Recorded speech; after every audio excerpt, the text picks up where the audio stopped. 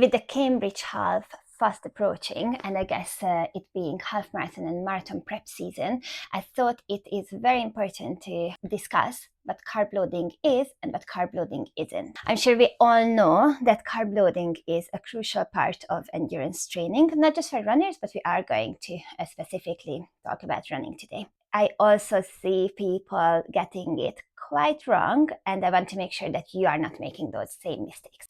A common mistake I see is when we talk about carb loading is people often assume that it just means more calories. So they are thinking cookies, crisps, pizza, and just heavier, bigger meals. In reality, we want to make sure that the carb loading is focused primarily on carbohydrates, and it does come at the expense of reducing our fat intake, which really does cut out all those foods that most people like to fit in at these times. Those foods will be great after the race. You definitely want to replenish some fats, but prior to the race, especially on the day and the days before the race, you probably want to limit your fat intake, which means that you'll be able to distribute more of your overall caloric intake towards the carbohydrates because you have been taking in less fat.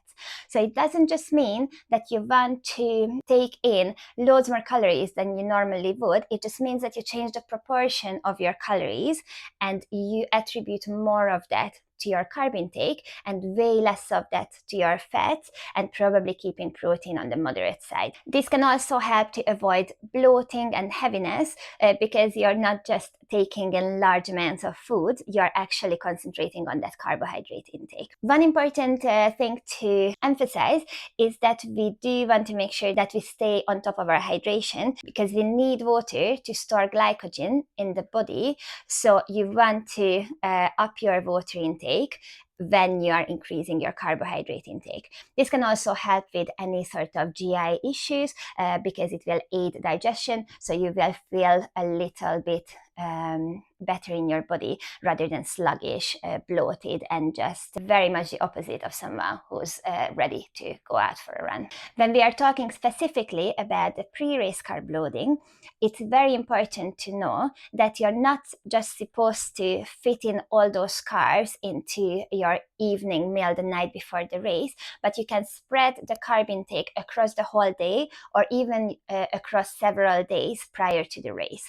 So if you haven't really done this before, my suggestion would be that you maybe use the 2 to 3 days leading up to your race to increase your carbohydrate intake, which can just be that you change the portion sizes of your usual meals or that you introduce extra snacks during the days. This will just help you to gradually increase your glycogen stores without feeling too sluggish or overwhelmed. And since most of us are tapering into races, you don't want to adjust your caloric intake just because you're training less. You can just continue eating the way you would have been in your normal training weeks despite the reduced training load. Another important aspect of carb loading is to point out that it can be through various food sources. So it doesn't just have to be a massive bowl of pasta. It can be food sources as well, liquid calories. So really it just comes down to your personal preference. What have you been getting on best in terms of digestion? And then what is it that you can easily fit into your days prior to your race. So if you find that eating pasta and rice for every meal suits you best, then great, but you can pop some bagels, some fruit juice, even some more fast absorbing carbs that are primarily sugar based, like snacky bits like Haribos and sports drinks, just to help you up your carb intake without just having massive portion sizes for your main meals. Often people think that carb loading is just about eating the night before, but we all know that you do have to fuel during the race as well. At least I hope we all know that. We are not supposed to try anything new on race day. So if you haven't managed to practice with certain gels or other fueling options in your training, then you might want to stick to what you know during the race as well. Something around 30 to 60 grams of carbs per hour is a really good starting point if you are all of a sudden introducing a large amount of carbohydrates. It is quite common to have problems with digestion if you have not trained your gut or if you are just unable to take on enough water I hope these tips were useful. You still have some time to practice, so just see what works for you. Ultimately, it's your race and your preferences, but just because you get on with less carbohydrates, it doesn't mean that you wouldn't benefit from taking on more.